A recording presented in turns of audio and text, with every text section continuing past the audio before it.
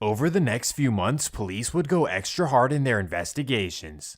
Police began monitoring every Chin Pack and Asian Assassins member. They even tapped their phones to get insider information. After weeks of tracking, investigators could not find a single thing. So instead, they decided to pull out a very controversial tactic. In Canada, this is known as Mr. Big. The idea is for undercover cops to befriend whoever they're investigating. From there, they engage in a business relationship where trust is built. From there, the hope is that the target will give up all kinds of insider information. Well, the only problem is that police knew that Chin Pack and the assassins were way too smart to fall for this. So instead, they had their eyes set on a particular target. This would be good old Timothy Lee from Richmond Hill. They knew he wasn't a Chin Pack member, but they also knew that he had some very valuable information. Well, after tapping his calls, police discovered conversations between him and his girlfriend discussing designer clothing. From there, they learned that his girlfriend worked at Michael Kors and loved fashion. So what they did with this was pretty interesting. They decided to send a female undercover cop to Michael Kors during his girlfriend's shift. Long story short, the undercover cop walks in and begins talking to Timothy's girlfriend about clothes and whatever else. The undercover cop then pretends to be so impressed that she offers her a job. From there, the police gave her a fake job as an international concierge. They actually set her up in an office and had her meeting with fake clients. You may be thinking, why are they doing this? But just hold on. After weeks of leading this on, they finally invite her and Timothy to dinner. The male undercover cops befriend Timothy and actually take him to a Raptors game. After building this relationship, they reveal to Tony that they're a mafia. But first, they explain to him that they need to gain his trust before they elaborate. This is a trick of reverse psychology that they hope pays off in the end.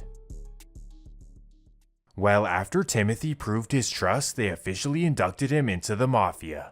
They even paid Timothy a large monthly salary. He figured that his old life was in the past and now he was living good. But the whole time, these so-called friends and bosses were actually trying to get information. So a few weeks in, they began asking him questions about his previous life. It took a while, but he actually began opening up. They used the fact that they opened up to him about their mafia as leverage to get him to open up about his past. On top of this, they even bought him a Rolex watch to speed things up.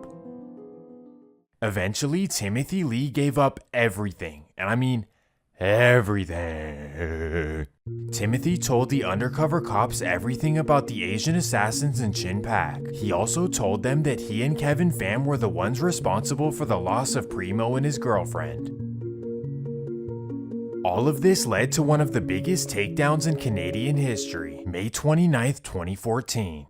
Operation Battery. In one day, 53 raids took place in Toronto, resulting in 94 arrests. Timothy was taken into custody by the same men who just bought him a Rolex. While the large takedowns pretty much wiped out 80% of everyone involved, and it actually brought peace to the city of Toronto. This gave police and the entire community hope that the rivalry had finally come to an end. But the Assassins members who were left over still had vengeance on their mind. All they needed was for the attention to pass over.